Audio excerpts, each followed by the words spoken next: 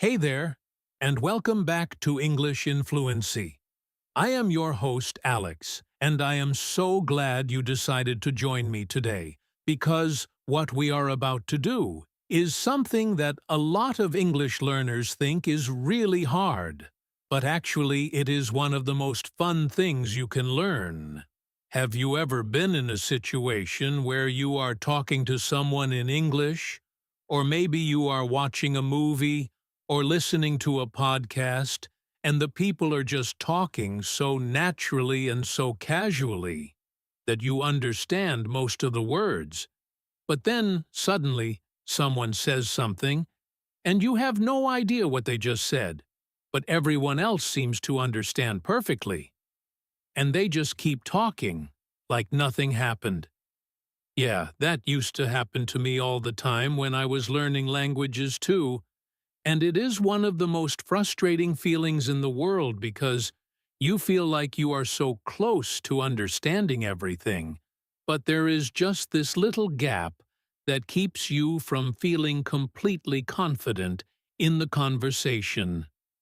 Well, today I want to help you close that gap completely, because we are going to focus on something that native English speakers do all day, every day, without even thinking about it, and that is using casual agreement words.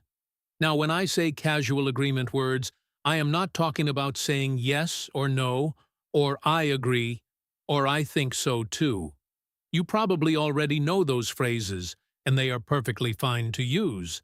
But the truth is that in real relaxed everyday English conversations, native speakers rarely say, I agree. It just sounds too formal for most situations.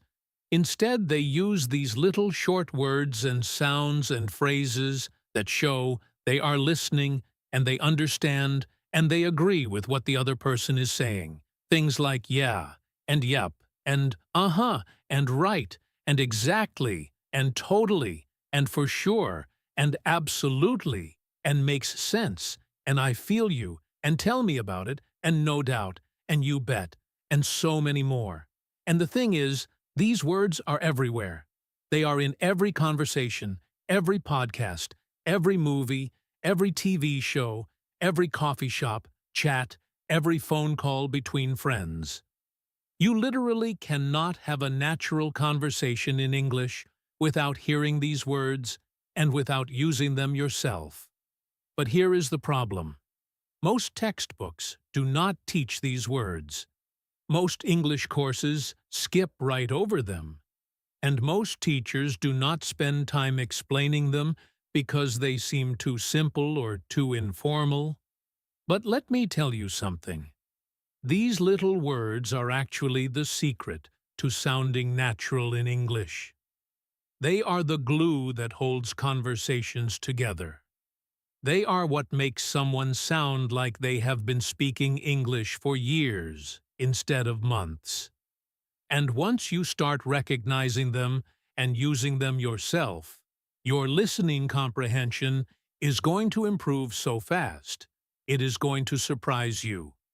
So here is what we are going to do today.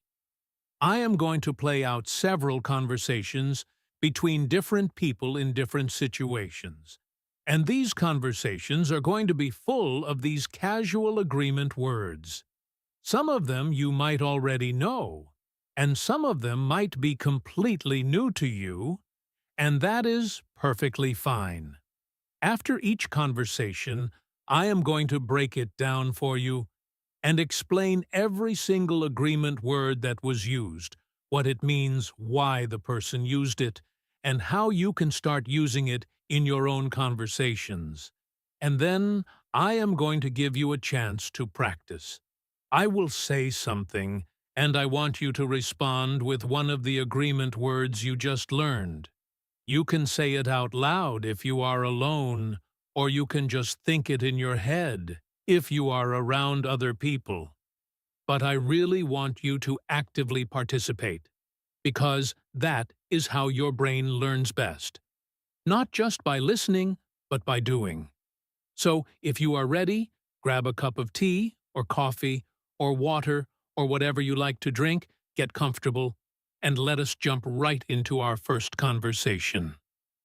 Our first conversation is between two friends named Maya and Jordan. They are sitting in a park on a sunny afternoon just chatting about their week, and Maya is telling Jordan about a new restaurant she tried. So listen carefully and see how many casual agreement words you can hear Jordan use while Maya is talking. Here we go. So I finally tried that new pasta place on Oak Street last night, and oh my God, it was incredible. Like the pasta was so fresh, and the sauce was just perfect. Not too heavy, not too light. And the bread they give you at the beginning was still warm when it came to the table. Jordan says, "Uh-huh." Maya continues, I have been hearing people talk about this place for weeks, and I kept thinking it is probably just hype. You know how people overreact about new restaurants, but this time it actually lived up to everything. Jordan says, "Right." Maya continues, "And the best part is it was not even that expensive. I was expecting the bill to be way higher than it was." Jordan says, "For sure." Maya continues, "Like I had a full meal with a drink and dessert, and it was under $20, which in this city is basically unheard of." Jordan says, "Totally." Maya continues, "So, yeah, I am definitely going back. Probably this weekend, actually. Do you want to come?" Jordan says, "Yeah, absolutely. That sounds great." All right, so that was our first conversation. And I want you to notice something really important here. Maya did most of the talking right. She was telling a story and sharing her experience, and Jordan was mostly just listening. But Jordan was not silent. Jordan was using these little agreement words to show Maya that he was paying attention, that he understood what she was saying, and that he agreed with her. And this is exactly how real conversations work. When someone is telling a story or sharing an opinion, the listener does not just sit there quietly. They participate by using these small signals, and that is what keeps the conversation feeling natural and connected. So let us break down each word that Jordan used, starting with uh-huh. Now, uh-huh is probably the most common agreement sound in the English language, and I call it a sound rather than a word, because it is not really a proper word. It is just a sound that you make with your voice, and it usually goes up at the end like this. Uh-huh. Sometimes it can go down like this. Uh-huh. But the rising version is more common when you are actively listening to someone. What uh-huh means is basically, I hear you, and I am listening, so please keep talking. It does not necessarily mean I agree with everything you are saying. It just means I am present, and I am following along. Think of it as a way of saying, go on, I am with you, without actually using those words.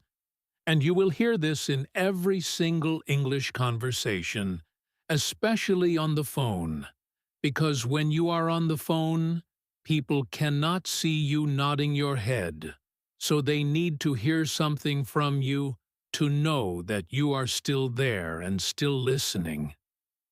So when Maya starts talking about the pasta place, the first thing Jordan says is, uh-huh, which basically tells Maya, yes, I hear you, keep going. And this is such an important skill in English, because if you are too silent when someone is talking, they might think you are not interested, or not paying attention, or maybe you do not understand them. So using uh-huh at the right moments solves all of those problems instantly. Next we have right. Now this is a real word, obviously, and when Jordan says right in this conversation, he is using it to show that he understands and agrees with what Maya just said. She said, people overreact about new restaurants, and Jordan says, right, which means, yes, that is exactly right. I know what you mean. I have noticed the same thing. The word right in this context is a way of validating the other person's experience. It is like saying you are correct about that, or I have had the same experience. But here is something interesting about right. It can also be used as a question sometimes. If someone says something and you are not sure you understand, you can say right with a rising tone, like this, right? And then it becomes a question, meaning is that correct? Am I understanding you properly? But in our conversation, Jordan used it with a falling tone, right? Which shows agreement and understanding, not a question. So the tone of your voice really matters with this word. And that is true for a lot of these casual agreement expressions. The same word can mean different things depending on whether your voice goes up or down at the end. Then we have for sure. This is a really popular phrase, especially among younger English speakers, but honestly, people of all ages use it all the time. When Jordan says for sure he is agreeing with Maya about the price being reasonable. She said the bill was not as high as she expected, and Jordan says for sure, which means I completely agree with that. I have no doubt about it. That is definitely true. For sure is stronger than just saying, yeah. It shows real agreement and confidence in what the other person is saying. You can use it in a lot of different situations. If someone says, the weather is really nice today, you can say, for sure. If someone says, that movie was really boring, you can say, for sure. If someone says, they are tired after a long day at work, you can say, for sure. It works in almost any casual situation where you want to show strong agreement. And you can also use it by itself as a complete response or as part of a longer sentence like, I will be there for sure, or that is for sure the best option. It is very flexible and very natural sounding. After for sure, Jordan says totally, and this is another one of those words that you will hear constantly in casual English.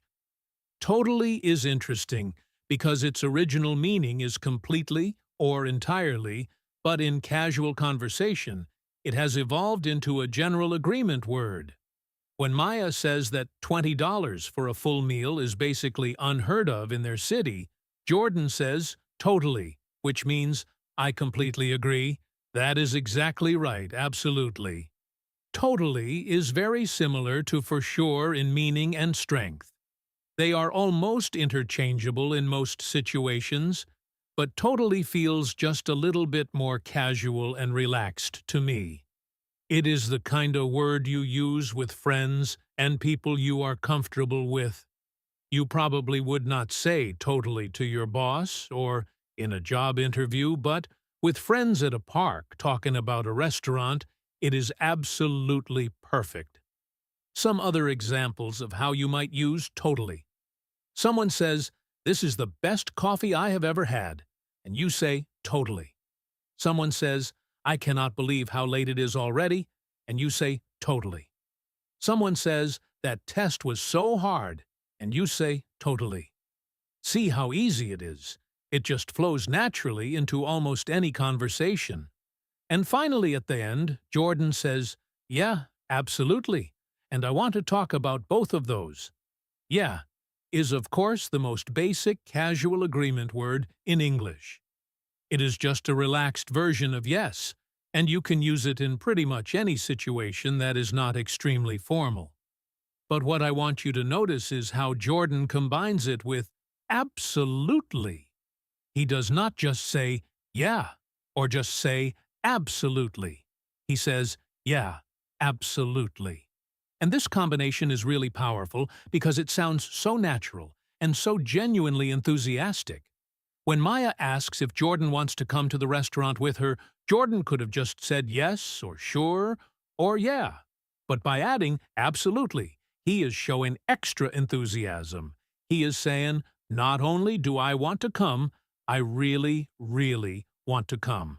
Absolutely, by itself is a strong agreement word. It means I agree 100% with no doubts at all. But when you put it together with, yeah, it softens it just a little and makes it sound more conversational and less dramatic. This is something native speakers do all the time. They combine two agreement words together to create just the right level of enthusiasm for the situation. Yeah, absolutely sounds more natural than just absolutely on its own in this context. All right, so now it is your turn to practice.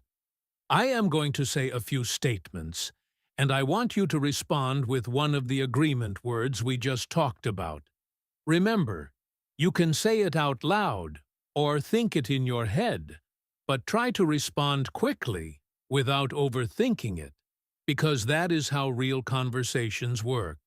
You do not have time to think about which word is the perfect choice, you just react. So here we go. I say the traffic was so bad this morning. What do you say? You could say, uh-huh, or right, or for sure, or totally. Any of those would work perfectly. Next one. I say, I think this is the cheapest grocery store in the neighborhood. What do you say? For sure or totally would be great here because they show strong agreement. Next one. I say, it has been raining for 3 days straight. I am so tired of it. What do you say? Right? Or totally? Or yeah. Absolutely would all sound natural. See how easy that is. You do not need to think about grammar rules or sentence structure. You just need to react with the right little word. And that is what makes these agreement words so powerful and so practical for everyday English. Now let us move on to our second conversation. This one is between two co-workers named Sam and Priya. They are on their lunch break at work, and Sam is complaining about how busy everything has been lately. So listen for the agreement words that Priya uses. Here we go. Sam says, I do not know about you, but this week has been absolutely crazy at work. Like I have had back-to-back meetings every single day, and I barely had time to even check my emails. Priya says, tell me about it. Sam continues, and the thing is, half of those meetings could have been emails. Like there was no reason for us to all sit in a room for an hour to discuss something that could have been written in 2 sentences. Priya says, I feel you. Sam continues, like yesterday, I had a meeting at 9, another one at 10, and then a third one at 11:30. And by the time lunch came around, I had not accomplished anything actually useful. Priya says, yeah, no, I know exactly what you mean. Sam continues, and it is not like I can just skip them either, because my manager gets annoyed if I do not show up, but it is so frustrating. Priya says, makes sense. Sam continues, I guess I just need to get better at managing my time, or maybe just learn to say no to some of these things. Priya says, exactly. All right, so that was our second conversation. And I love this one because it introduces some really interesting and very natural agreement expressions that you might not find in any textbook. Let us start with, tell me about it. Now this is a really fun one because it actually does not mean what it literally says. If someone says, tell me about it, you might think they want you to tell them more details about your situation. Like, they are asking you to explain further. But that is not what it means at all. In casual English, tell me about it actually means I completely understand what you are going through, because I have experienced the same thing myself. It is a way of showing empathy and shared experience. When Sam complains about how crazy work has been, Priya says, tell me about it. And what she really means is, you do not need to tell me about it. Because I already know exactly how you feel. I am going through the same thing. It is actually a very clever expression when you think about it because it uses irony. The literal meaning is the opposite of the intended meaning. And this is one of those phrases that can confuse English learners a lot, because if you do not know the real meaning, you might start explaining more details when the other person actually already understands. So just remember, "Tell me about it" does not mean "please tell me more." It means "I already know, I agree completely." And you will hear this all the time when people are complaining about shared problems like bad weather, or busy schedules, or annoying bosses, or anything that both people have experienced. Next we have "I feel you." This is another really great empathy expression, and it has become very popular in recent years, especially among younger speakers, but again, it is used by people of all ages now. When Priya says, "I feel you," she is saying, "I understand your feelings, I empathize with you, I am emotionally connecting with what you are saying." It is stronger than just saying "I understand," because it adds this emotional layer. It is like saying, "I am not just hearing your words, I am actually feeling what you are feeling." You can use this when someone shares something frustrating or sad or stressful. If your friend says they failed an exam, you can say, "I feel you." If someone says they had a fight with their partner, you can say, "I feel you." If someone says they are overwhelmed with work, you can say, "I feel you." It works in any situation where someone is sharing a negative experience and you want to show that you genuinely understand and care. And it is important to know that "I feel you" is casual. You would use it with friends and close co-workers, but not in formal or professional situations. Then we have "yeah, no."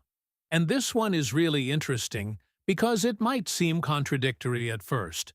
Why would someone say "yeah" and then immediately say "no"? Should it not be one or the other? Well, in casual Australian and British and increasingly American English, "yeah, no" is a fixed expression that actually means "yes, I agree with you." The "yeah" is like a filler or a transition, and the "no" is actually the main response, meaning "no, I do not disagree," or "no, that is not wrong," or simply "yes, you are right." I know it sounds confusing when I explain it like this, but when you hear it in context, it makes perfect sense. When Sam says he knows exactly what Priya means, and Priya says, "yeah, no," she is basically saying, "yeah, I hear you," and "no, I do not disagree at all." It is a very natural way to show agreement, while also acknowledging that you have been listening. Another variation of this is "no, yeah," which can mean the same thing, or sometimes it can mean "I was about to disagree, but actually I agree with you." These "yeah, no," and "no, yeah" combinations are very common in spoken English, but almost never written down, so they can be really confusing for learners who mostly read English in textbooks. But now you know, and the next time you hear someone say, "yeah, no," you will know that they are actually agreeing with you. After that, Priya says, "makes sense." And this is one of my favorite casual agreement phrases because it is so useful and so easy to use. "Makes sense" literally means that what you just said is logical, and I can understand your reasoning. When Sam says he cannot skip meetings because his manager gets annoyed, Priya says "makes sense," which means "I understand why you feel that way. Your reasoning is logical. I can see the situation from your perspective." What I really love about "makes sense" is that it does not necessarily mean I agree with everything you said. It just means I understand your point of view. This makes it perfect for situations where you want to show understanding without fully agreeing or taking sides. For example, if someone says, I am not going to the party because I have to wake up early tomorrow, you can say, makes sense. You are not saying the party is bad, or that you agree with their decision. You are just saying their reasoning is logical. You can also use it after someone explains something to you. If someone gives you directions or explains how a machine works, and you finally understand, you can say, "Oh, that makes sense," or just makes sense. It is incredibly versatile and natural. And finally, we have exactly. This is a strong agreement word that means that is precisely correct. You have described the situation perfectly. I could not have said it better myself. When Sam says he needs to get better at managing his time, Priya says exactly, which means yes, that is exactly the right conclusion to draw. I completely agree. Exactly is stronger than right, but not as strong as absolutely. It sits right in the middle, and it is perfect for those moments when someone says something and you feel like they have just put into words exactly what you were thinking. It is a very satisfying word to use because it creates this moment of connection between two people where they both realize they are thinking the same thing. You will hear exactly used a lot in discussions and debates and friendly arguments too.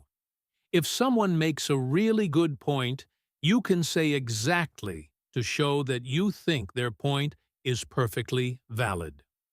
Let me give you another practice opportunity with these newer words. I will say something and you respond. I say my neighbor plays loud music every single night, and I cannot sleep. What do you say?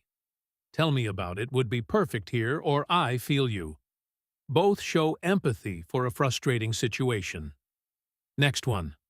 I say I decided to take the bus instead of driving because parking downtown is impossible. What do you say? Makes sense is perfect because it shows you understand the logic without necessarily having an opinion. Next one. I think the biggest problem with modern technology is that it makes us less patient. What do you say? Exactly would work great here because it shows strong agreement with an opinion. Next one. I say I have been studying English for 2 years, and sometimes I still feel like I am making the same mistakes. What do you say? I feel you would be wonderful here because it shows empathy for something that is frustrating and personal. You are doing great, by the way. The more you practice these, the more natural they will feel.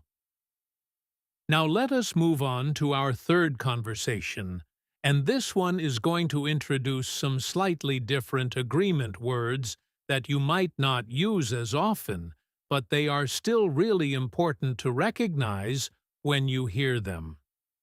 This conversation is between two friends named Leo and Sophie, and they are talking about a TV show they both watch. Here we go. Leo says, have you seen the latest episode of that show we started watching last month? Because I just watched it last night, and I cannot believe what happened at the end. Sophie says, no way. Leo continues, yeah, so the main character basically quits her job and moves to another country, and it completely changes the direction of the whole show. Sophie says, you are kidding. Leo continues, no, I am completely serious. And the thing is, I kind of love it, because the show was getting a bit boring with the same old storylines, and this adds something completely new. Sophie says, fair enough. Leo continues, and apparently the reviews are really good too, like all the critics are saying, this was the best decision the writers could have made. Sophie says, good for them. Leo continues, so yeah, I am really excited to see where they go with this in the next season. Sophie says same here. All right, so that was our third conversation. And I want to point out that some of these agreement words are not directly saying I agree. but they are still serving the same function of keeping the conversation moving and showing the other person that you are engaged and interested. Let us start with "no way." This is a very common reaction in casual English, and it can mean a few different things depending on the context and the tone of voice. In this conversation, when Leo tells Sophie about the big plot twist, Sophie says, "No way." And what she means is, "I cannot believe it. That is so surprising. Wow." But "no way" can also be used to show disagreement in some situations. If someone says, "Can I borrow your car?" and you say, "No way," that means absolutely not. However, in the context of listening to someone tell a story or share surprising news, "no way" almost always means, "I am surprised, I cannot believe that." It is a reaction word rather than a pure agreement word, but it still serves the important function of showing the speaker that you are engaged and interested in what they are saying. And that is really the key thing to understand about all of these words. Their main job is not always to express agreement.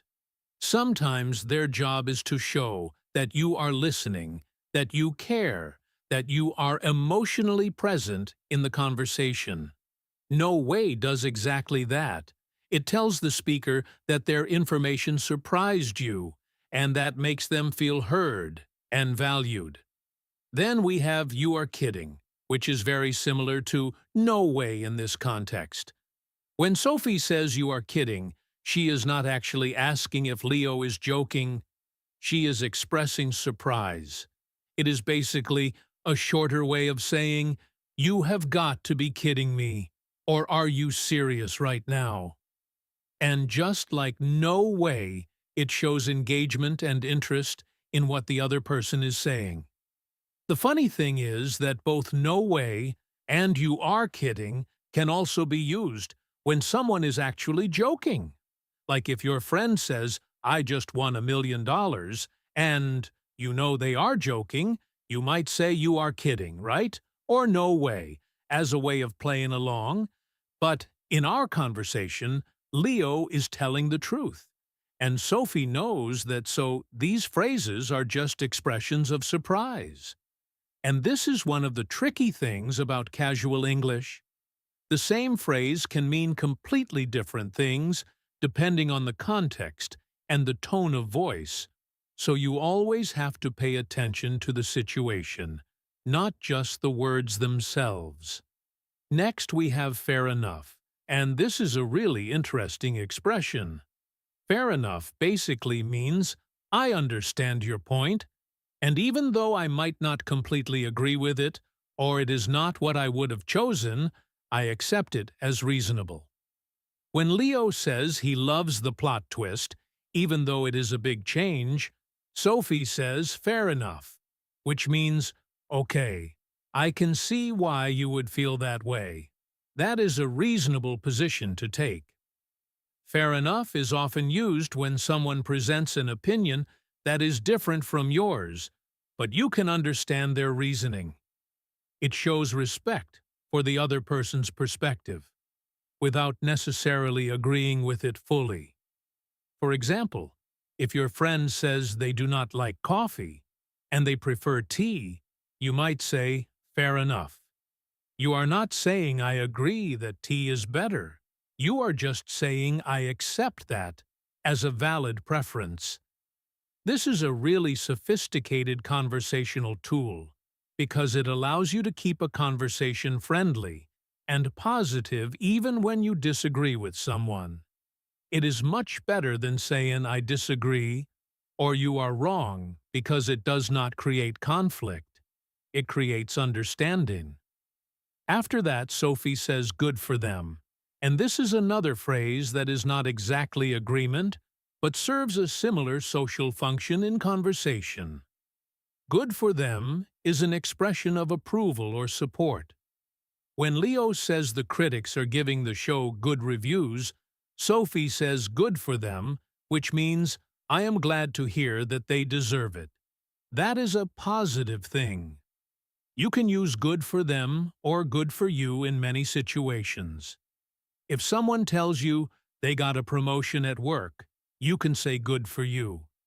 If someone says they finally finished a difficult project, you can say good for them.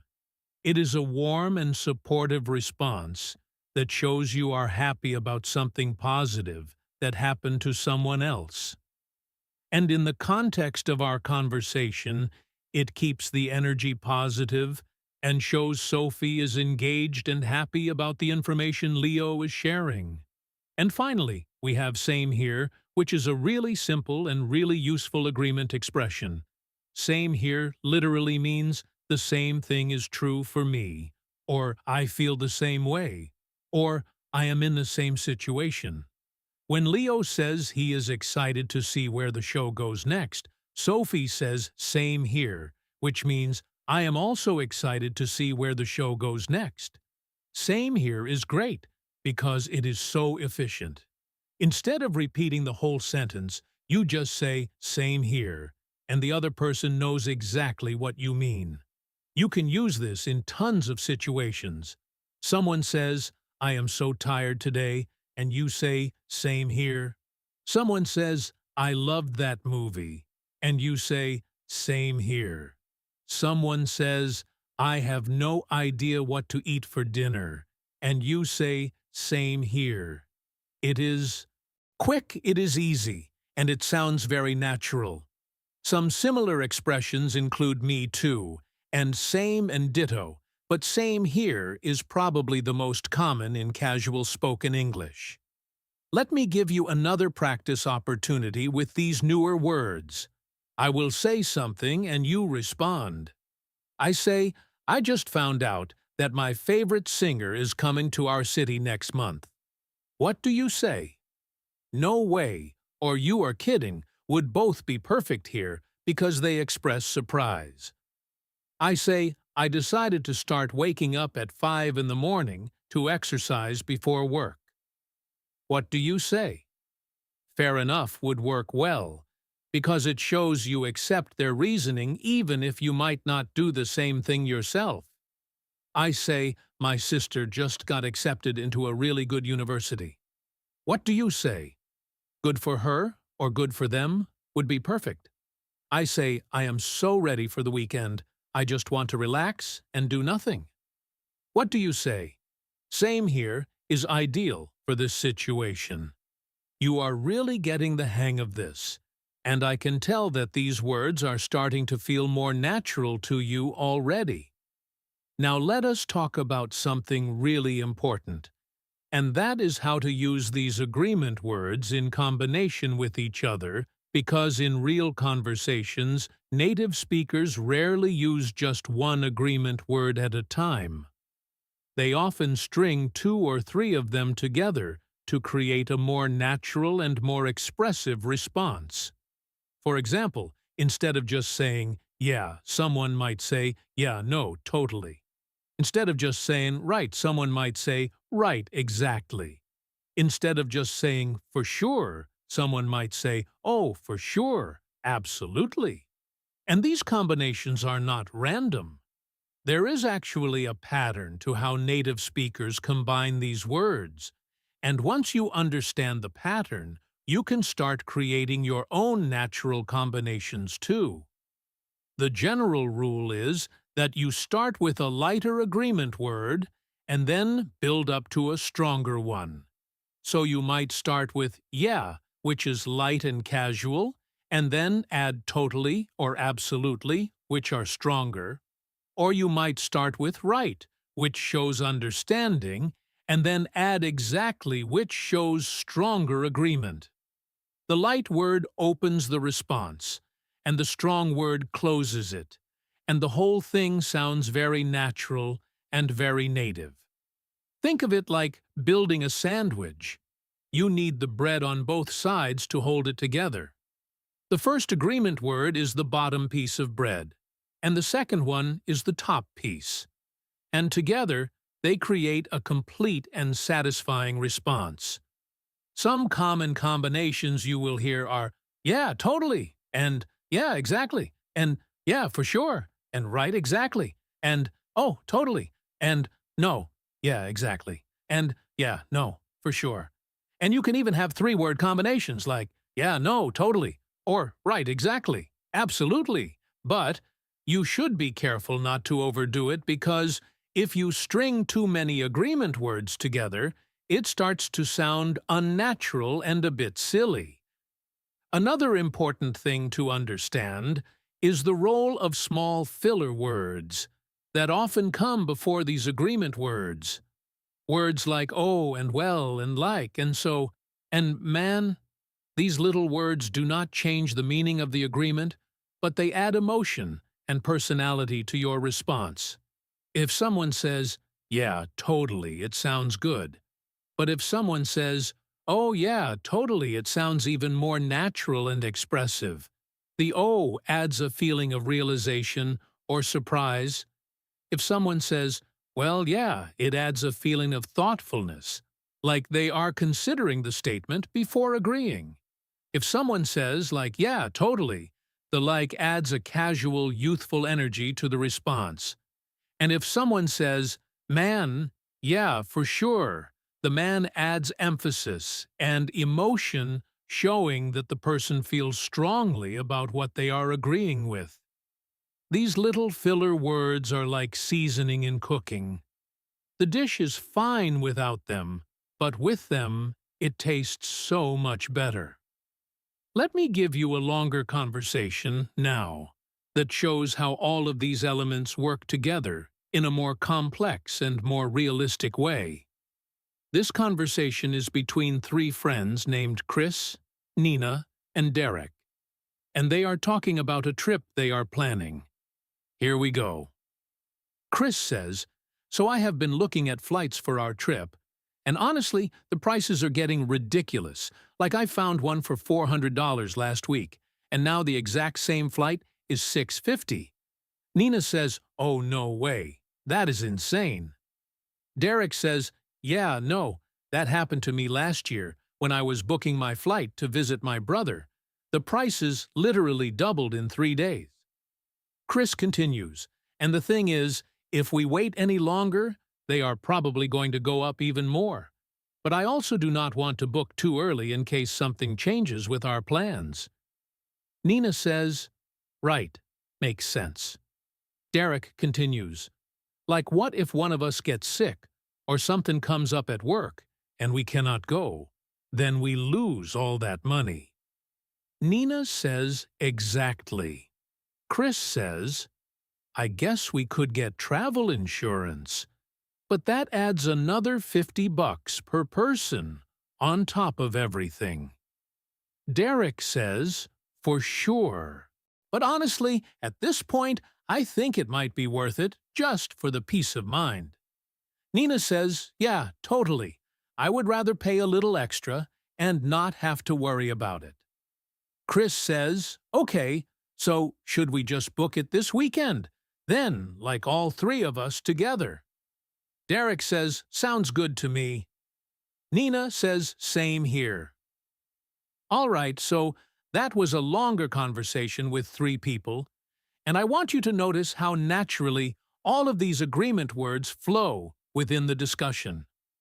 Nobody sounds like they are reading from a textbook. Nobody sounds formal or stiff. It is just three friends talking and using these little words to keep the conversation connected and moving forward. Let me point out a few specific things from this conversation. First, notice how Nina says, oh, no way, that is insane. She starts with oh, which adds emotion.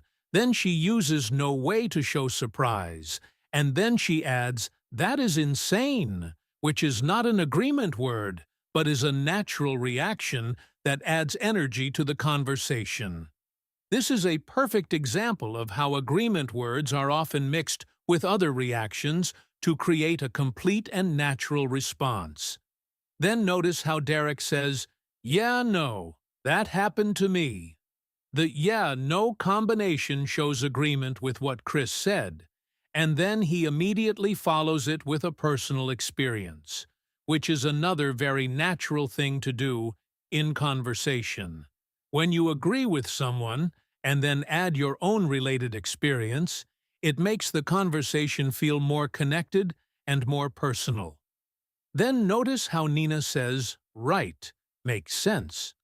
Two agreement words together where right shows she understands the point Chris made, and makes sense shows she thinks his reasoning is logical. And then Derek says exactly which reinforces the same point. So now, two different people have agreed with Chris using two different combinations, and that creates a strong sense of group understanding and agreement. Then notice how Nina says, yeah, totally, when she agrees about the travel insurance. The yeah is the light opener, and totally is the stronger closer. And together, they create a complete and confident expression of agreement. And at the end, notice how Derek says, sounds good to me, which is another agreement expression that means I agree with that plan. I think that is a good idea. I am on board with that. And then Nina says same here to show she feels the same way. So in just a few seconds, both Derek and Nina have expressed their agreement with Chris's suggestion using two different but equally natural expressions, and the conversation ends with everyone on the same page. I want to take a moment to talk about something that I think is one of the biggest secrets to understanding spoken English, and that is the concept of reduced speech. Now, reduced speech just means that in casual conversation, native speakers do not pronounce every word perfectly and completely. They shorten words. They blend words together. They drop sounds. And this applies to agreement words too. For example, the word yes in casual speech often becomes yeah, and sometimes it gets reduced even further to just waya. So instead of saying yeah, someone might say ya, and it sounds like you, with a very short, soft sound. You will hear this all the time in American English, especially when it is combined with other words, like you know, which is a reduced version of you know, or you totally, which is just a faster, more relaxed version of yeah, totally. Similarly, the phrase you bet, which is an agreement expression, meaning certainly, or of course, often gets reduced to just yep, bet, or even bet by itself. And the phrase no problem can become no prob. And the phrase sounds good can become sounds good, where the words kind of blend together into one sound. These reductions are not lazy or incorrect English. They are how the language actually works in real life. And once you start recognizing these reduced forms, your listening comprehension will improve dramatically, because you will realize that words you thought you did not understand are actually just reduced versions of words you already know. Let me give you a conversation that demonstrates some of these reduced forms. This one is between two college students named Kevin and Amanda, and they are walking to class together. Here we go. Kevin says, "Did you finish that essay for the history class yet? Because I have been working on it all weekend, and I am still not done." Amanda says, "Nah, not yet. I keep getting distracted by other stuff." Kevin says, "You know, same here. Like every time I sit down to write, I end up checking my phone or watching videos." Amanda says, "Uh-huh. I literally spent 2 hours yesterday just scrolling through social media when I was supposed to be researching." Kevin says, "Tell me about it. And the worst part is, the deadline is Friday, so we only have like 3 more days." Amanda says, "Yep, bet. That is going to be stressful." Kevin says, "For real, I think I am going to have to pull a late night tonight just to get it done."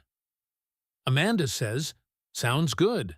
I mean, not the late night part, but the getting it done part." Kevin says, right, exactly. All right, so this conversation has some great examples of reduced speech and some new agreement words. Let me break it all down for you. First, notice how Amanda says nah instead of no. Nah is a very common casual pronunciation of no, and it is used all the time in informal speech. It is softer and more relaxed than a sharp no, and it sounds much friendlier. You will hear nah used in many different situations, but especially when declining something gently or expressing disagreement in a non-confrontational way. If someone offers you food and you do not want any, you can say, nah, I am good. If someone asks if you understand something and you do not, you can say, nah, not really. It is just a more casual version of no, and once you start using it, you will find that it makes your speech sound much more relaxed and natural. Then Kevin says, you know, which is a reduced form of you know. Now, you know is technically a phrase that means the other person already has the information you are sharing. But in casual conversation, it is used as a filler word that serves many different functions. It can be used to check for understanding, like, you know what I mean.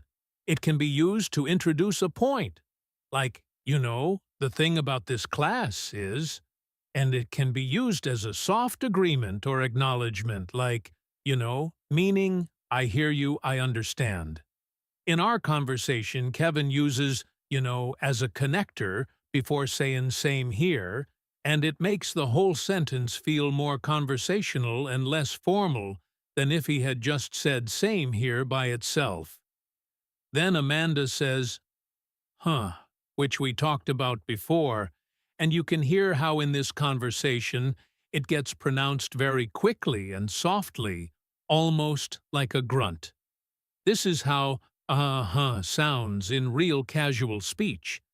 It is not pronounced clearly with distinct syllables. It is just a quick vocalization that shows she is listening.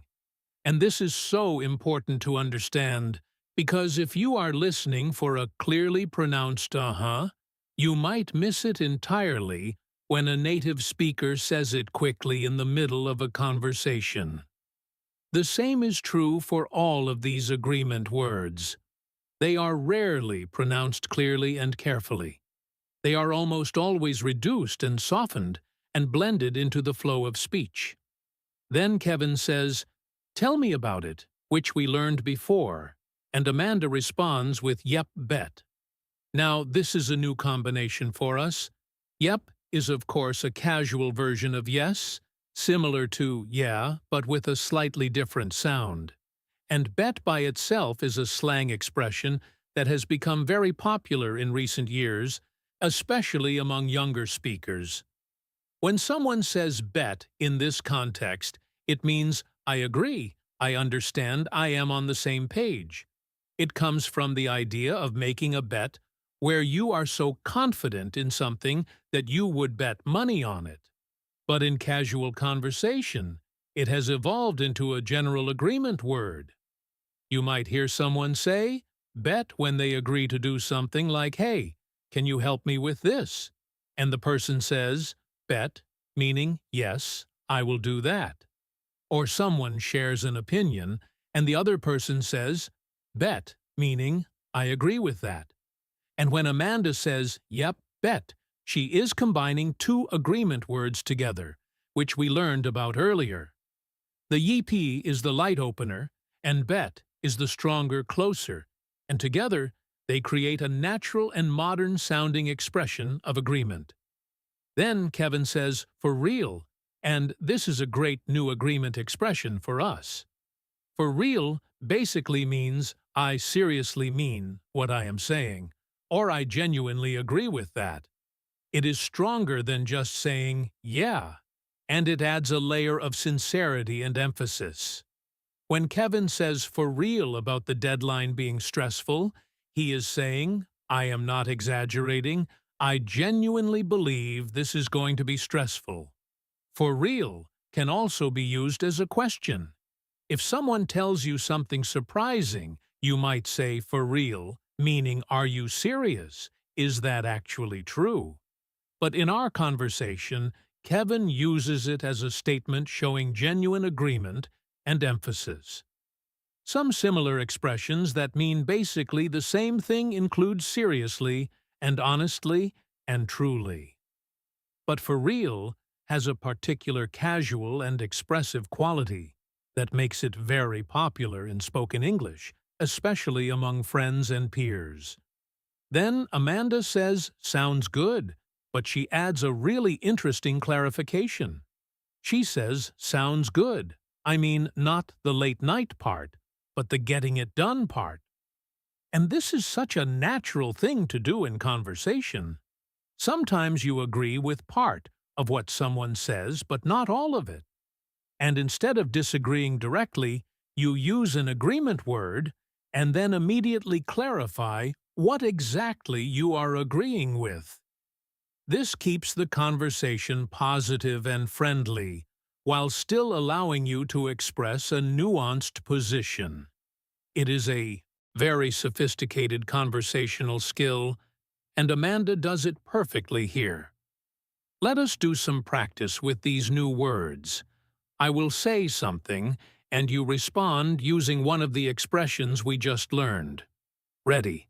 I say, "I was supposed to go to the gym today, but I just stayed home and watched TV instead."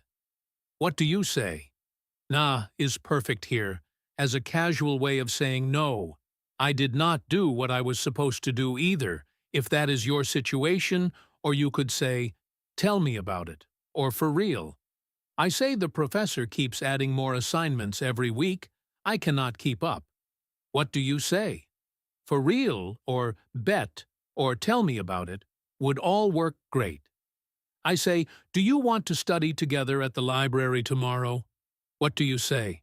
"Bet would be perfect here," meaning yes. I agree to that plan. I say, "This coffee is actually really good. I was surprised." What do you say? "You know," or "For real," or "Yep." Bet would all sound natural. You are doing amazing, and I can feel that these words are starting to become more comfortable for you. Now let us move on to a completely different type of conversation, because I want to show you how agreement words work in a more professional but still relaxed setting. This conversation is between a team leader named Michelle and her team member named Daniel, and they are having a quick catch-up meeting at work. Here we go.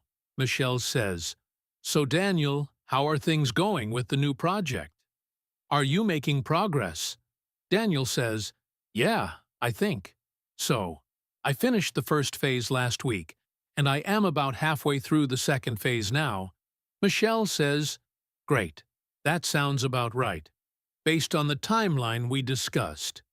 Daniel continues, "The only issue is I am waiting on some data from the marketing team, and they said they would send it by Tuesday, but I still have not received it." Michelle says, "Right. I heard they have been really busy with the new campaign launch." Daniel continues, "Exactly. And I do not want to keep pushing them because I know they have a lot on their plate right now, but at the same time, I cannot move forward without that data." Michelle says, "Fair point. I will reach out to their manager today and see if we can get things moving." Daniel says, "That would be awesome." "Thanks, Michelle." Michelle says, "No problem." All right, so this conversation is really interesting because even though it takes place at work and involves a manager and a team member, the language is still casual and relaxed. This is because most modern workplaces, especially in English-speaking countries, have a culture of casual communication. People do not speak to each other like robots or like characters in a formal business textbook. They speak like normal human beings who happen to be at work. And that means using casual agreement words even in professional settings. Notice how Michelle says "great" which is a very common agreement and acknowledgement word in professional settings. Great basically means, I am pleased to hear that I approve of that progress. It is positive and encouraging, without being overly enthusiastic. In a casual setting with friends, you might use a stronger word like awesome or amazing, but in a work setting, great hits just the right note of professional approval. Then, she says, that sounds about right, which is a really useful expression that means that matches my expectations, that is consistent with what I expected. Sounds about right is softer than saying that is correct or that is accurate. The word about makes it less definite and more flexible, which is perfect for professional situations where you do not want to sound too rigid or too certain. It leaves a little room for slight variations, which is very common in workplace communication. Then Michelle says, right when Daniel mentions the marketing team being busy. In this context, right, does not just mean, I agree. It means I am aware of that situation, I have heard the same information, yes, I know what you are talking about. It is a way of showing Daniel that she is informed and up to date, and that she understands the context of his problem. This is a really important use of right in professional conversations. It builds trust and rapport because it shows the other person that you are knowledgeable and that you are on the same page. Then Daniel says exactly which reinforces the point and shows that he appreciates Michelle understanding the situation. And this little exchange of right, followed by exactly, is a very common pattern in English conversations. One person acknowledges understanding with right, and the other person confirms with exactly, and together, they create a moment of shared understanding that moves the conversation forward. Then Michelle says fair point, and this is a new expression for us. Fair point means what you just said is a reasonable and valid argument. It is similar to fair enough, but it is used specifically when someone makes a logical argument or raises a valid concern. When Daniel says he does not want to keep pushing the marketing team, but also cannot move forward without the data. Michelle says fair point, which means I acknowledge that your concern is valid and reasonable. Fair point is a wonderful expression for professional settings because it shows respect for the other person's perspective without necessarily committing to a specific action. It says, I hear you and your argument makes sense. You can use fair point in meetings and discussions and debates, and even in casual arguments with friends. Whenever someone makes a good logical point that you can recognize as valid, even if you do not fully agree with their conclusion, fair point is the perfect response. Then Daniel says, that would be awesome, and this is worth talking about for a moment. Awesome is, of course, a very common informal word that means very good or excellent. But what I want you to notice is how Daniel uses it here to express appreciation. He is not just saying the plan is awesome. He is saying, I really appreciate you doing that for me. And using awesome in this way is very common in casual workplace English. It adds warmth and personality to the interaction and makes the professional relationship feel more human and less formal. And Michelle responds with no problem, which means it is not an inconvenience. I am happy to help. Let us practice with these workplace-appropriate agreement words. I say the report should be done by Thursday, based on our current progress. What do you say? That sounds about right would be perfect here. I say we should probably check with the legal team before making any changes to the contract. What do you say? Fair point or right would both work well. I say I finished the presentation slides. Do you want to take a look? What do you say? Great or sounds good would be natural and appropriate responses. I say the client seemed happy with the results from last quarter. What do you say? Right or great or exactly would all work depending on whether you already knew the information or are agreeing with the assessment. See how these words work just as well in a work setting as they do in a casual setting. The key is choosing words that are positive and respectful without being too formal or too casual, and finding that sweet spot is one of the skills that will make you sound like a confident English speaker in any situation.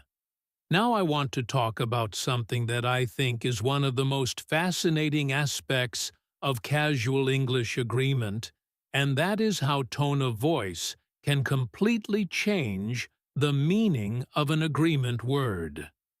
We touched on this briefly before, when we talked about right being used as a statement versus a question, depending on whether your voice goes up or down at the end.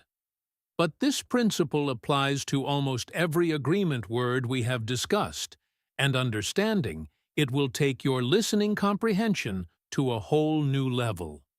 Let me give you some examples. Take the word yeah. If you say it with a flat tone, like, yeah, it means basic agreement. But if you say it with a high-rising tone, like, yeah, it can mean really, or are you serious, or I am surprised by that.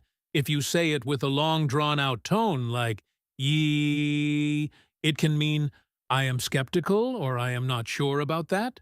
If you say it with a low, quiet tone, like, yeah, it can mean I am reluctantly agreeing, or I am not very enthusiastic. And if you say it with a quick, sharp tone, like, yeah, it can mean I am impatient, or let us move on. The same single syllable can express at least 5 completely different meanings just by changing the tone of voice. And this is not unique to yeah. The same thing happens with totally, and for sure, and right, and absolutely, and every other agreement word we have learned. Think about the word totally, for example. If someone says totally with a normal casual tone, it means I agree. But if they say it with exaggerated emphasis, like totally, it can mean I agree so much, it is almost funny, or I am being dramatic about my agreement. If they say it with a questioning tone, like totally, it can mean, are you sure about that? Or I have doubts. And if they say it very quietly and softly, like totally, it can mean I am agreeing, but I am also sad about the situation. The possibilities are almost endless. And this is why listening to English is not just about knowing vocabulary. It is about understanding the music of the language, the rises and falls of the voice, the speed and the volume, the pauses and the emphasis. All of these elements carry meaning just as much as the words themselves. Let me give you a conversation that shows how tone of voice changes everything. This one is between a couple named Tyler and Grace, and they are discussing plans for the evening. Here we go. Tyler says, I was thinking we could go to that new Italian place for dinner tonight. Grace says, yeah, with a flat tone. Tyler continues, they apparently have really good pizza, and the prices are supposed to be reasonable. Grace says right, with a slight questioning tone. Tyler continues, my friend Marcus went there last week and said it was one of the best meals he has had all year. Grace says, uh-huh, with a distracted tone while looking at her phone. Tyler continues, so I was thinking we could go around 7 if that works for you. Grace says, sure, with a quiet, unenthusiastic tone.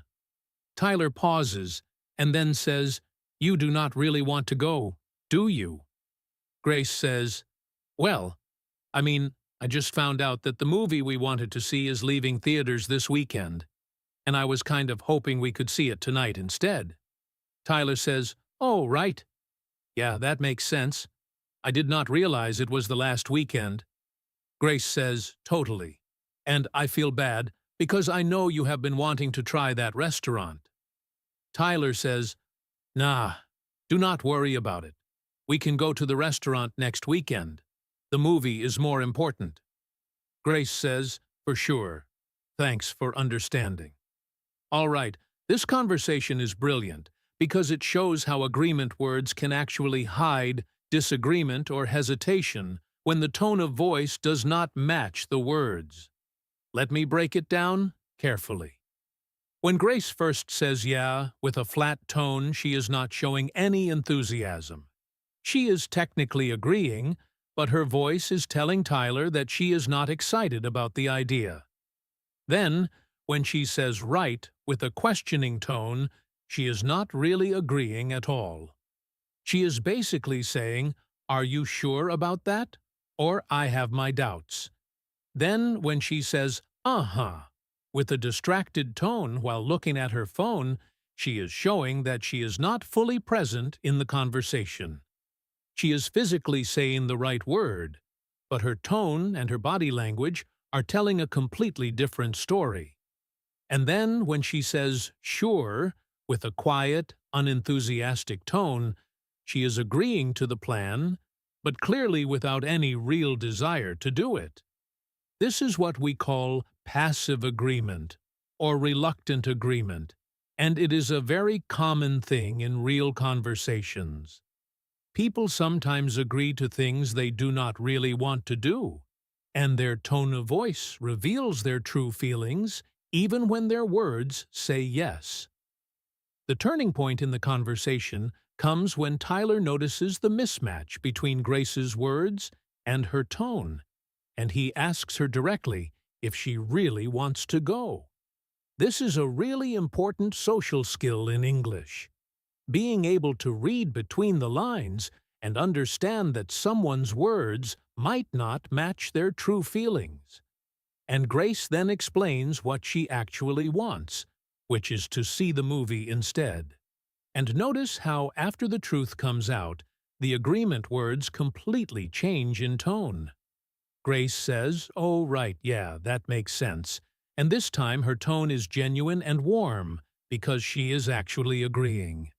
Tyler says "totally," and his tone is real agreement, not reluctant agreement.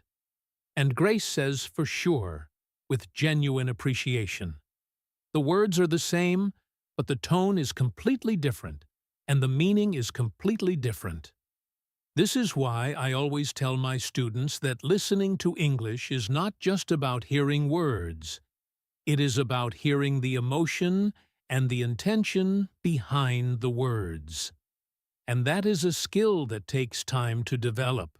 But once you develop it, you will understand English in a way that textbooks can never teach you. Let me give you some more practice now. And this time, I want you to think about tone as well as word choice. I am going to describe a situation, and I want you to think about which agreement word you would use and what tone of voice you would use with it. Situation number 1. Your friend tells you they just got a promotion at work, and they are really happy. What do you say, and how do you say it? You would probably say, "That is awesome," or "for real," or "no way," and your tone would be enthusiastic and warm with a high energy level. Situation number 2. Your friend tells you they are thinking about quitting their job, but they do not have another job lined up yet. What do you say, and how do you say it? You might say "right" or "makes sense," because you understand their frustration, but your tone would probably be cautious and measured, not super enthusiastic, because the situation is risky. Situation number 3. Your friend says something you completely disagree with, but you do not want to start an argument. What do you say, and how do you say it? You might say "right" or "fair enough" with a neutral tone, that does not reveal your disagreement. Situation number 4.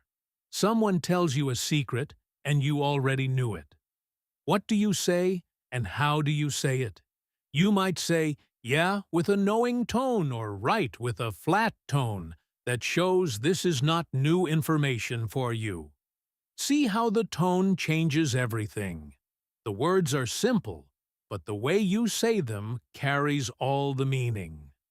Now I want to introduce you to some more agreement expressions that are a little bit more advanced and a little bit more specific in their usage, but once you master them, they will make your English sound incredibly natural.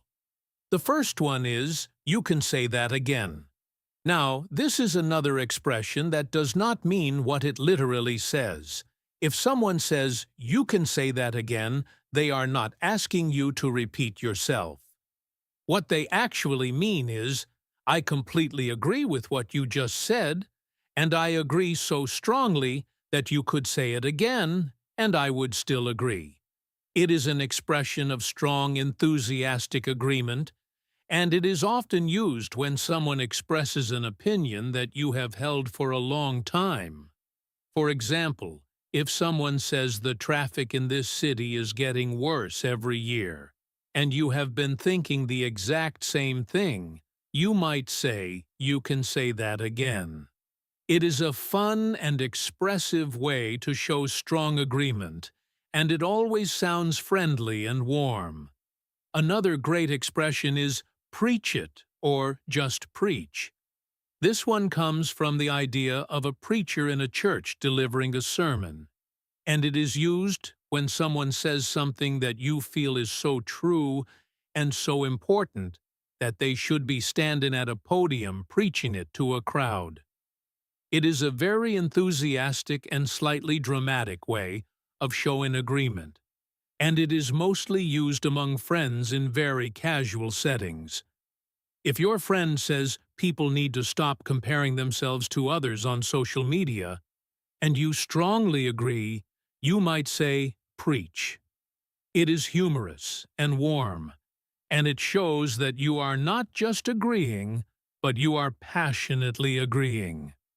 Another one is heard that before, or more commonly, just heard that.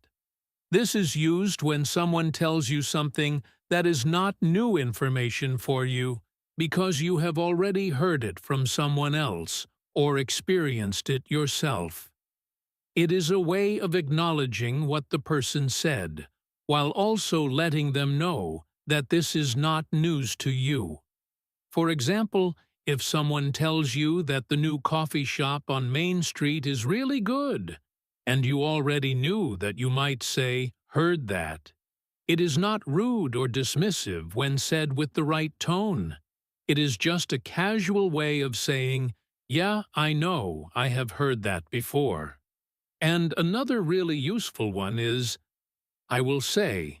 This is interesting because it is actually a way of partially agreeing. When you say, I'll say, you are basically saying I agree with that to some extent, or I will give you that point. It is often used when someone makes a claim, and you want to acknowledge that they have some truth on their side, even if you do not agree with everything they said. For example, if someone says, this has been the worst year of my life, you might say, I'll say, which means, I agree that it has been pretty bad. It is softer than exactly and less enthusiastic than totally, but it still shows agreement. You will hear this a lot in discussions where people are negotiating or debating or just sharing different perspectives. Let me give you a conversation that uses some of these newer expressions. This one is between two old friends named Brenda and Frank, and they are having coffee and catching up. Here we go. Brenda says, I swear, every time I come back to this town, it feels smaller, like there are fewer shops and fewer people, and everything just looks a bit more run down. Frank says, you can say that again. I was just telling my brother the same thing last week. Brenda continues, And the worst part is all the good restaurants have closed and been replaced by chain stores that all look exactly the same. Frank says, "Preach. I miss the old Italian place that used to be on the corner. What was it called?" Brenda says, "Mario's, I think." And yeah, that place was incredible. The pasta was homemade, and the owner knew everyone by name. Frank says, "Heard that guy was a legend in this town." Brenda continues, "And now it is just another generic coffee shop where the coffee tastes like cardboard." Frank says, "I'll say I went in there once, and the coffee was genuinely terrible." Brenda says, "Right. Like, how do you mess up coffee? It is not that hard." Frank says, "Exactly." All right, so there are some beautiful examples in this conversation of how these more advanced agreement expressions work in a natural setting. Notice how Frank says, "You can say that again," right after Brenda expresses her opinion about the town feeling smaller. He is not asking her to repeat herself. He is saying, "I have been thinking the exact same thing for a long time, and I strongly agree with your observation." Then when Brenda complains about chain stores replacing good restaurants, Frank says, "Preach," which adds a humorous and passionate quality to his agreement. Then when Brenda mentions the old Italian place, Frank says, "Heard that," which lets her know that he is already familiar with the place and the owner she is talking about. This keeps the conversation moving because Brenda does not need to explain who the owner is or why he was special. Frank already knows. Then when Brenda complains about the generic coffee shop, Frank says, "I'll say," which shows partial agreement. He is agreeing that the coffee shop is bad, but he is doing it in a measured way that leads into his personal experience of actually going there and having terrible coffee. And then their agreement escalates, with right from Brenda and exactly from Frank, showing that they are completely on the same page about how bad the coffee is. Let me do some practice with these newer expressions. I say the cost of living keeps going up, but salaries stay the same. What do you say? You can say that again would be perfect here because it is a strong agreement with an opinion that many people share. I say people should really stop using their phones during dinner with family. What do you say? Preach would be great here because it shows passionate agreement. I say, did you hear that they are building a new mall on the edge of town? What do you say? Heard that would work well if you already knew this information.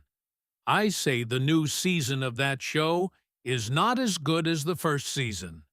What do you say? I'll say, would be a good choice, because it shows partial agreement, acknowledging that the new season is weaker without necessarily being super enthusiastic about the criticism. Now, I want to talk about one more really important category of agreement words, and that is what I call sympathetic agreement words. These are words and expressions that you use when someone tells you something negative or difficult, and you want to show that you understand and sympathize with them without necessarily agreeing that the situation is good. Because sometimes agreement is not about saying, "Yes, that is correct." Sometimes agreement is about saying, "I understand your pain. I acknowledge your difficulty. I am with you in this tough moment." We have already learned some sympathetic agreement words like, "I feel you," and "tell me about it." But there are several more that I want to share with you. One of them is, "Oh man." "Oh man" is an expression of sympathy or concern that shows you are emotionally affected by what the other person just said. If someone says, "I just failed my driving test," "Oh man" is the perfect response. It says, "I hear that, and I feel bad for you." It does not mean I agree that failing is good, obviously. It means I am sympathetically acknowledging your negative experience. Another one is, oh no, which is similar to, oh man, but perhaps a bit more dramatic. If someone says I lost my wallet, oh no, shows immediate sympathy and concern. Another one is that sucks, which is a casual slang expression that means that is unfortunate or that is a bad situation. If someone says, I have to work on Saturday, that sucks, is a sympathetic way of agreeing that the situation is unpleasant. And another one is bummer, which means the same thing as that sucks, but is slightly softer and a bit older as slang. If someone says the concert got cancelled, bummer shows sympathetic agreement that this is disappointing news. There is also the expression tough, which is a single word that can function as a sympathetic agreement. If someone says, my dog has been sick all week, you can just say, tough, which means I acknowledge that is a difficult situation, and I sympathize with you. It is short and simple, but it carries a lot of emotional weight. Let me give you a conversation that uses these sympathetic agreement words. This one is between two friends named Rachel and Owen, and Rachel is having a difficult day. Here we go. Rachel says, I am having such a bad day today, like nothing has gone right since I woke up this morning. Owen says, oh no, what happened? Rachel continues, first my alarm did not go off, so I was late for work, and my boss gave me this look, like I am the most irresponsible person in the world. Owen says that sucks. Rachel continues, and then I spilled coffee all over my shirt and had to walk around with a stain on my chest for the rest of the morning. Owen says, oh man. Rachel continues, and then I checked my bank account and realized I forgot to pay my electricity bill, and now I have a late fee. Owen says, bummer. Rachel continues, and to top it all off, I was supposed to meet a friend for lunch, but she canceled at the last minute because something came up. Owen says, tough. That is really tough. Rachel continues, yeah, I just want to go home and go to bed and start over tomorrow. Owen says, right, sometimes you just need to reset, and I am sure tomorrow will be better. All right, so in this conversation, Owen is being a really good friend by using sympathetic agreement words throughout Rachel's list of complaints. Notice how he does not try to solve her problems or offer advice. He just listens and acknowledges each bad thing with an appropriate sympathetic response. Oh no, when he first hears she is having a bad day. That sucks when she talks about her boss. Oh man, when she talks about the coffee spill. Bummer when she mentions the late fee. And tough when she talks about the canceled lunch. Each response is slightly different, which keeps the conversation from sounding repetitive. If Owen had said that sucks after every single complaint, it would have sounded robotic and insincere. But by varying his responses, he shows that he is genuinely listening and genuinely sympathetic to each individual problem. And notice at the end Owen says, right, sometimes you just need to reset. This is an example of using right to transition from sympathetic listening to offering a supportive perspective. He is not saying, right, I agree that your day was bad. He is saying, right, I understand what you are saying, and here is a way to think about it that might help. This pattern of listen, sympathize, support is one of the most valuable conversation skills you can learn in any language, and in English, these agreement words are the tools that make it work. Let us practice sympathetic agreement. I say, I just found out I have to work on Saturday, and I already made plans to go hiking. What do you say? That sucks, or bummer, or oh man, would all be perfect. I say I accidentally deleted an important file, and I do not have a backup. What do you say?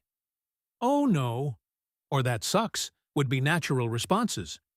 I say, my grandmother is in the hospital, and I cannot go visit her because I live too far away. What do you say? Oh man, or tough would be appropriate here, because they show genuine sympathy for a difficult emotional situation. I say, it has been raining for a week straight, and I really wanted to work in my garden. What do you say? Bummer or that sucks would work well for a frustrating but not devastating situation. I want to talk about something that I think is really important for your overall English development, and that is the concept of conversational rhythm. Now, conversational rhythm is the natural flow of back and forth that happens in any real English conversation, and agreement words play a massive role in creating this rhythm. Think of a conversation like a piece of music. It has beats and pauses and crescendos and quiet moments. And the agreement words are like the drum beat that keeps everything in time. Without that drum beat, the music feels messy and disorganized. With the drum beat, everything flows smoothly and naturally. In a real conversation, when one person is speaking, the other person is not just silently waiting for their turn to talk. They are actively participating through the rhythm of agreement words. These words create a pattern that goes something like this. One person speaks. The other person gives a small agreement signal. The first person continues. The other person gives another small agreement signal. The first person makes their main point. The other person gives a bigger agreement response. And then the conversation naturally shifts, and the other person starts speaking. This rhythm is happening in every English conversation right now all over the world, and most of the time the people having the conversation are not even aware that they are doing it. It is completely unconscious and automatic. But for you as an English learner, becoming aware of this rhythm is like being given the secret code to understanding spoken English. Let me give you a conversation that really highlights this rhythm. This one is between two neighbors named Wendy and Craig, and they are talking in their apartment building hallway. Here we go. Wendy says, "So I finally talked to the building manager about that leak in the ceiling." Craig says, "Oh yeah." Wendy continues, "And he said he is going to send someone to look at it next week." Craig says, "Mm-hmm." Wendy continues, "Which is good, because it has been leaking for like 3 weeks now, and I was starting to get worried about mold." Craig says, "Right." Wendy continues, like the wall is starting to change color, and there is this weird smell in the bathroom, especially after it rains. Craig says, "Uh-huh." Wendy continues, "So hopefully they can fix it before it becomes a bigger problem." Craig says, "Yeah, definitely. You should not have to deal with that." Wendy says, "Exactly." All right, so when you read this conversation, it might look simple, but I want you to think about the rhythm. Wendy is the main speaker here. She is telling Craig about a situation, and Craig is providing the rhythmic agreement signals that keep the conversation flowing. Oh, yeah. Mm-hmm. Right. Uh-huh. These are all very short, minimal agreement signals that tell Wendy, "I am here, I am listening, keep going." None of them are long or complex. None of them require Craig to think about grammar or vocabulary. They are just quick, natural responses that maintain the rhythm of the conversation. And then, when Wendy finishes her main point, Craig gives a slightly bigger response with, "Yeah, definitely, you should not have to deal with that." This bigger response signals that he is now ready to engage more fully, and Wendy responds with exactly which shows she appreciates his support. This whole exchange probably takes about 30 seconds in real time, but within those 30 seconds, there is a clear and natural rhythm that makes the conversation feel smooth and comfortable. Now here is what I really want you to understand about this rhythm. The specific words that Craig uses are less important than the timing of his responses. If he had used the same words but waited too long to say them, the rhythm would have been broken, and Wendy might have felt like he was not listening. If he had said them too quickly, they would have interrupted her, and the conversation would have felt awkward. The magic is in the timing. The agreement word needs to come at just the right moment, which is usually during a natural pause in the other person's speech. Not in the middle of a word or a sentence, but during one of those tiny natural breaks that every speaker takes when they are talking. And learning to identify these breaks and insert your agreement word at the right moment is one of the most important listening and speaking skills you can develop. I also want to briefly mention something called non-verbal agreement, because understanding this will help you even more.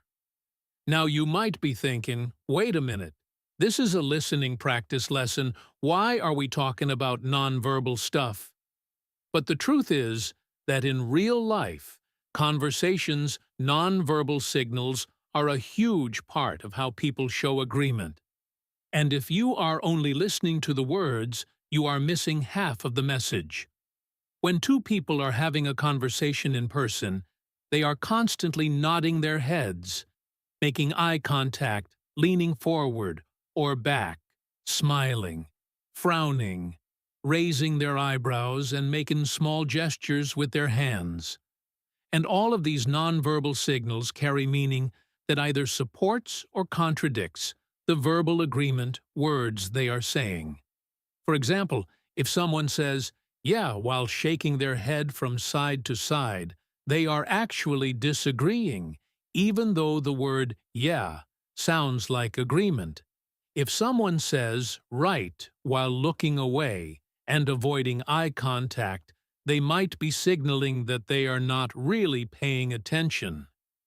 The point is that you cannot fully understand spoken English just by listening to the audio.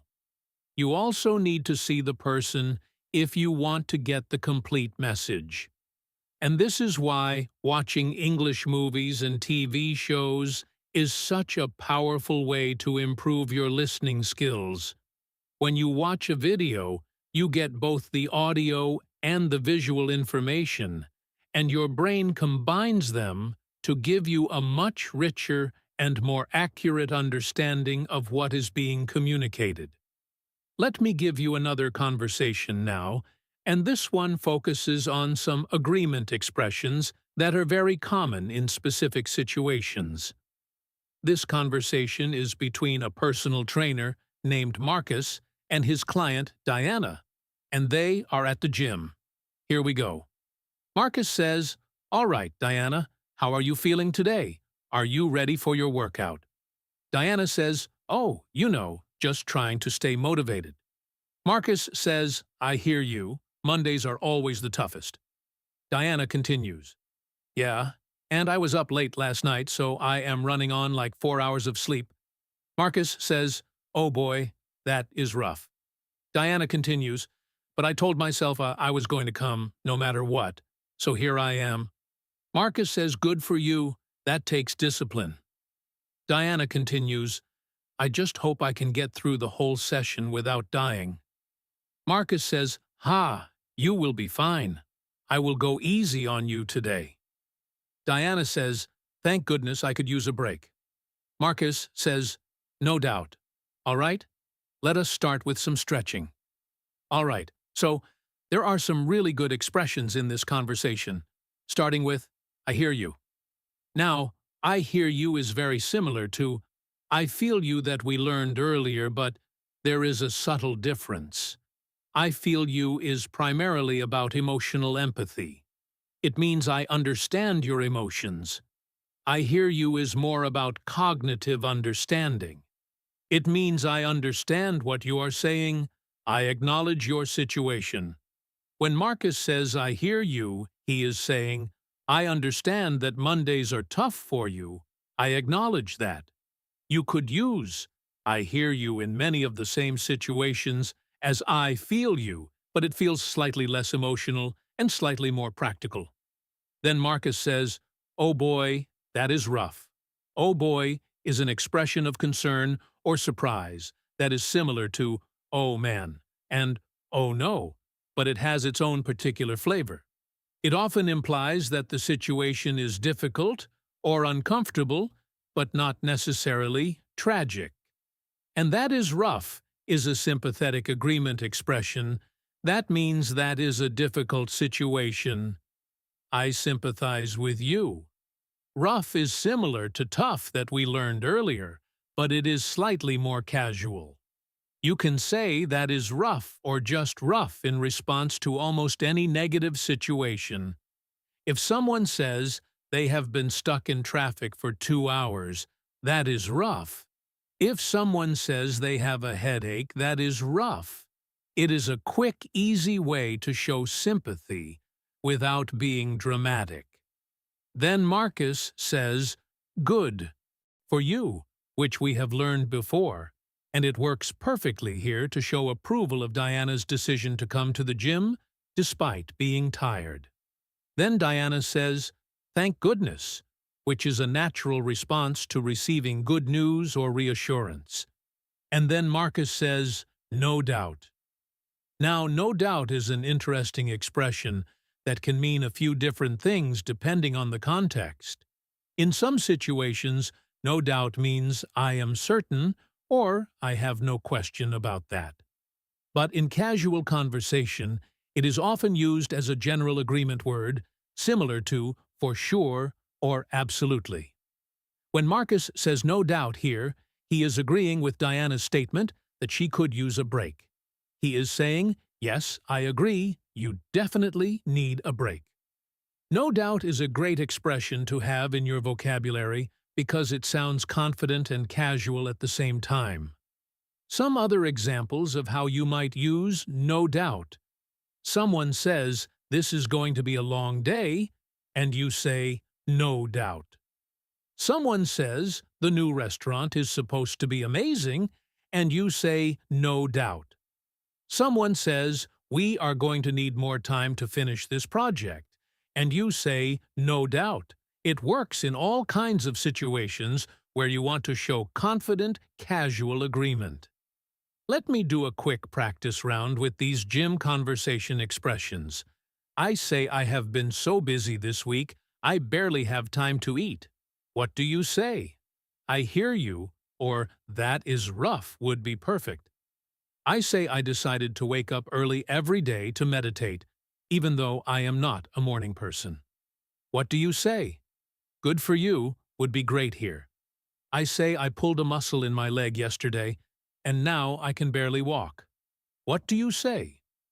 Oh boy, that is rough would be a natural, sympathetic response. I say we are going to need a lot more time to finish this project than we originally planned. What do you say? No doubt would be confident and casual and appropriate. You are getting so good at this, and I can tell that your confidence is growing with every practice round. Now, I want to share something with you that I think is really important for your overall English development, and that is the concept of active listening versus passive listening. Passive listening is when you hear someone speaking, but you are not fully engaged with what they are saying. Maybe you are thinking about something else. Maybe you are distracted by your phone. Maybe you are just hearing the words without really processing the meaning. Active listening, on the other hand, is when you are fully present and fully engaged with the speaker. You are focused on their words. You are paying attention to their tone of voice. You are noticing their body language. You are trying to understand not just what they are saying, but what they mean and how they feel. And here is the key point. Casual agreement words are the primary tool of active listening in English. When you use uh-huh and right, and I hear you and tell me about it, and all the other expressions we have learned, you are not just making sounds. You are demonstrating active listening. You are showing the other person through your responses that you are fully present and fully engaged with their message. And when you do this, something magical happens in the conversation. The other person feels heard and valued, and they open up more. They share more. They trust you more. The conversation becomes deeper and more meaningful, and this is true in every type of relationship. Friends, family, co-workers, romantic partners, clients, customers. Active listening through agreement words is one of the most powerful relationship-building tools in human communication, and it works in every language. But today, we are learning how to do it in English. Let me give you one more extended conversation, and this one is going to bring together everything we have learned. This conversation is between four people at a dinner party, and it shows how agreement words flow naturally in a group setting, which is actually more complex than a one-on-one conversation, because you have multiple people responding and interacting at the same time. The four people are named Helen, Simon, Yuki, and Andre. Here we go. Helen says, so I was reading this article about how people in some countries work way fewer hours than we do, and they are actually happier and more productive. Simon says, oh, really? I did not know that. Helen continues, yeah, like in some European countries they only work 35 hours a week, and they get like 5 weeks of vacation minimum. Yuki says, no way, that is insane. Simon continues, right? And here we are, working 50 hours a week and barely getting 2 weeks off. Andre says, tell me about it. I cannot even remember the last time I took a real vacation. Yuki continues, and the thing is, when you work that much, you are not even productive because you are just too tired to think clearly. Helen says exactly. That is what the article said too. Like, there is a point where working more actually produces less. Simon says, makes sense. I know when I work late I end up making mistakes the next day because I am exhausted. Andre says, for sure, I have done the same thing. Like I will stay at the office until 9 at night. And then, the next morning, I cannot focus at all. Yuki says, I feel you. I had a period last year where I was working 60-hour weeks, and I was so burned out, I could not even enjoy my weekends. Helen says, right, that is the worst part, is that the work bleeds into your personal time, and then you have no time to recover. Simon says, fair enough, but I also wonder if it is realistic to just change the whole system. Like that is not going to happen overnight. Andre says, good point, but even small changes could help. Like what if companies just offered 1 extra day off per month? Yuki says, sounds good to me. I would take that in a heartbeat. Helen says, same here. Honestly, any improvement would be welcome at this point. Simon says, yeah, absolutely. And I think the first step is just having these conversations and making people aware that there is a different way to do things. Andre says, well said. I could not agree more. All right, so this is a rich and complex conversation, and I want to point out how beautifully all of these agreement words work together in a group setting. First, notice how each person uses different agreement words, which keeps the conversation sounding natural and varied. If everyone kept saying, yeah, it would sound robotic and boring. But because Yuki says, "No way," and Simon says, "Right," and Andre says, "Tell me about it," and Yuki says, "I feel you," the conversation stays fresh and dynamic. Each person has their own style of agreeing, and that is exactly what happens in real group conversations. Second, notice how the agreement words build on each other, creating a sense of collective understanding. When Helen makes her main point, Yuki adds exactly, which strengthens it. Then Simon adds "makes sense" and shares a personal experience. Then Andre adds "for sure" and shares his own experience.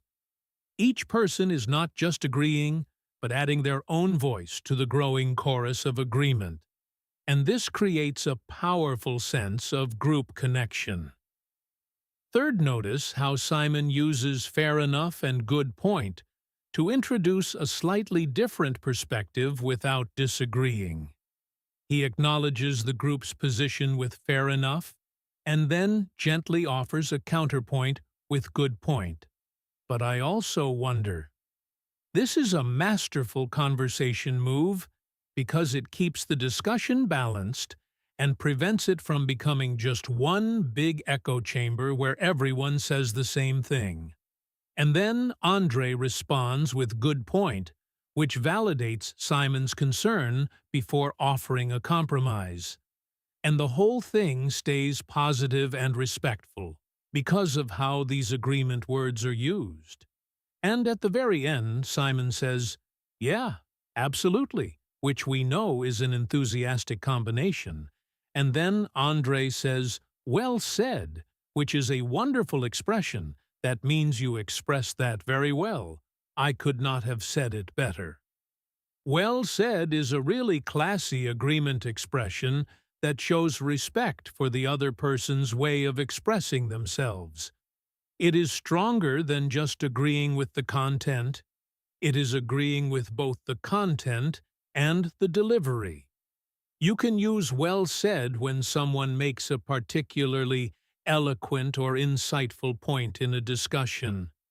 It works in both casual and professional settings, and it always makes the other person feel good about what they just said. Now, I want to take a step back and look at the big picture of everything we have covered, because I think it is important for you to see just how much you have learned. You started this journey knowing basic agreement words like yes and no and maybe, and now you have an entire library of casual agreement expressions that native speakers use every single day. You have listening signals like "uh-huh" and "mm-hmm" and "yeah." You have understanding signals like "right" and "makes sense" and "oh, I see." You have strong agreement words like "for sure" and "totally" and "absolutely" and "exactly" and "no doubt." You have empathetic expressions like "I feel you" and "tell me about it" and "I hear you." You have surprise expressions like "no way" and "you are kidding." You have nuanced expressions like "fair enough" and "fair point" and "I'll say." You have supportive expressions like "good for you" and "good for them" and "sounds good." You have enthusiastic expressions like "you can say that again" and "preach" and "well said." You have modern slang like "bet" and "for real." You have sympathetic expressions like "oh man" and "that sucks" and "bummer" and "that is rough and tough." You have combination patterns like "yeah, totally" and "right, exactly" and "oh, for sure." You have polite workplace expressions like "great" and "that sounds about right" and "no problem." And you have reduced forms like "nah" and "you know" and "yep, bet." That is an extraordinary amount of practical vocabulary, and every single word and expression on that list is something that you will hear in real English conversations regularly. These are not rare or obscure words. These are the most common and most useful expressions in the entire English language for showing agreement and connection in conversation. And you now know all of them. You know what they mean. You know when to use them. You know how to combine them. You know how tone of voice changes their meaning. And you know how they create the rhythm of natural conversation. This is a massive achievement, and you should be really proud of yourself for getting through all of this material. But I also want to be honest with you about what comes next, because knowing something intellectually and being able to use it naturally are two very different things. The transition from knowledge to skill requires practice and patience and persistence. And there will be times when you try to use one of these words in a conversation and it comes out wrong, or it feels awkward, or the other person looks at you strangely. And when that happens, I want you to remember that this is completely normal, and it happens to everyone who learns a new language. Even native speakers sometimes use the wrong word in the wrong context and feel awkward about it. The key is to not let those moments discourage you. Every mistake is a learning opportunity. Every awkward moment is a step toward natural fluency. And the more you practice, the fewer mistakes you will make, and the more natural these words will feel. Let me give you one final set of practice prompts. And this time, I want you to challenge yourself to use two different agreement words for each statement. So I will say something, and you think of two different responses. Ready? I say, the weather has been so beautiful lately, I love this time of year. Your two responses could be for sure and right, exactly or totally, and you can say that again. Any two work. I say, I just finished reading a book that completely changed how I think about success. Your two responses could be no way, and tell me about it, or oh, really, and I hear you. I say, I have been trying to eat healthier, but it is so hard when there is fast food everywhere. Your two responses could be, I feel you, and that is rough, or tell me about it, and for real. I say, my boss just gave me a really nice compliment about my work today. Your two responses could be good for you and awesome, or that is exactly what you deserve and sounds good. See how you have to think about context and meaning when choosing your words. That is the kind of active thinking that builds real fluency.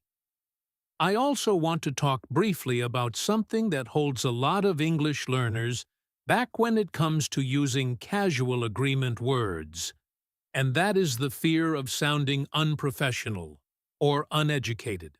Some learners feel that using words like yeah and totally and for sure makes them sound less intelligent or less capable in English.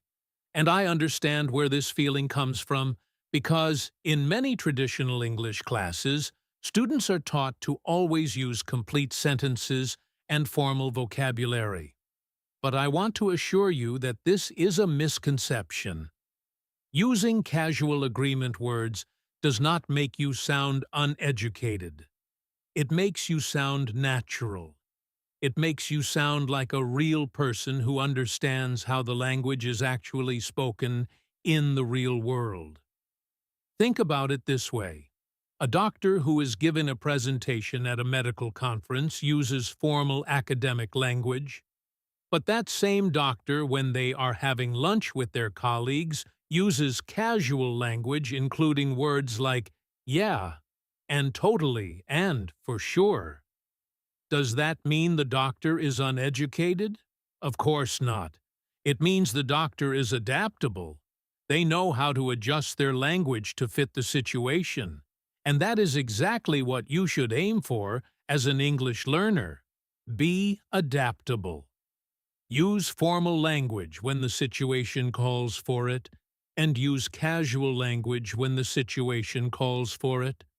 And most everyday situations call for casual language.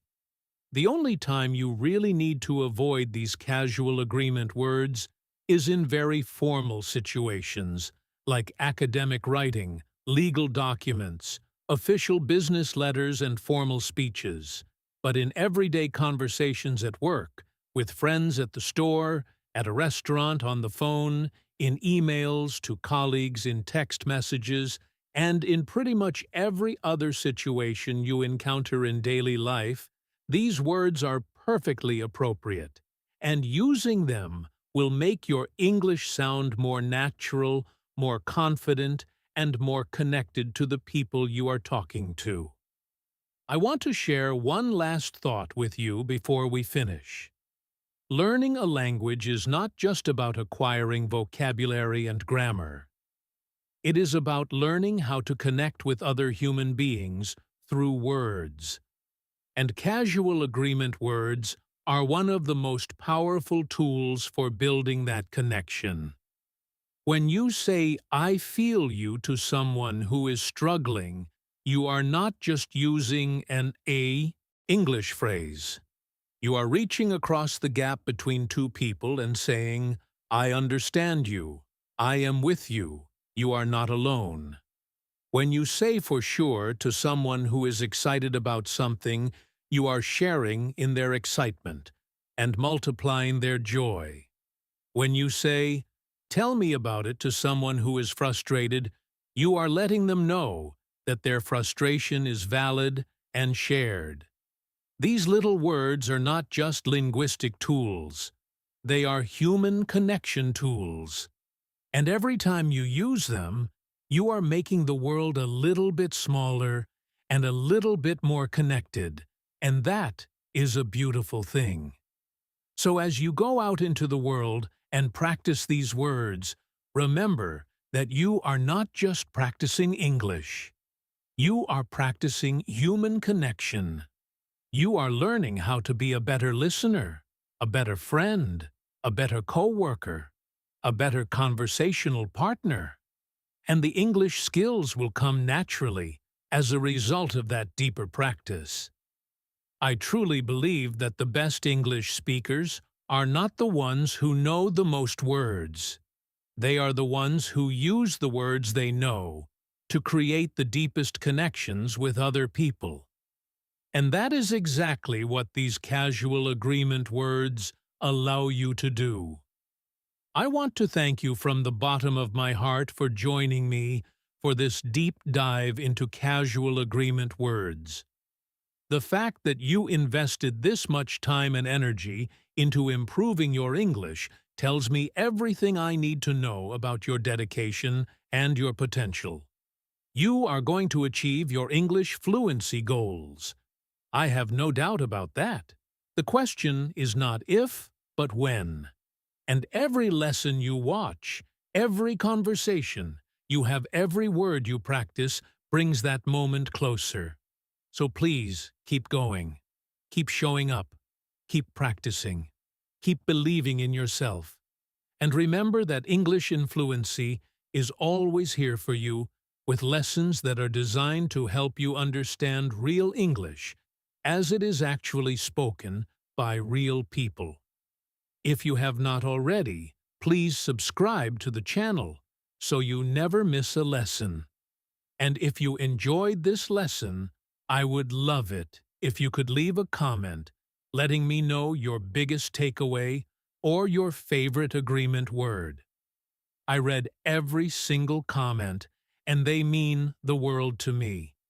You can also share this lesson with anyone you know who is learning English, because sometimes the best way to solidify your own learning is to teach it to someone else. And if you want even more practice, I highly recommend going back and listening to this whole lesson again, because the second time through, you will notice things you missed the first time, and the words will feel even more familiar and more natural. I am Alex, and this has been English in Fluency. Thank you for being here. Thank you for learning with me. Thank you for being part of this community. And I will see you in the very next lesson. Until then, keep listening, keep speaking, keep connecting, and keep being awesome. Bye for now, and take care of yourself.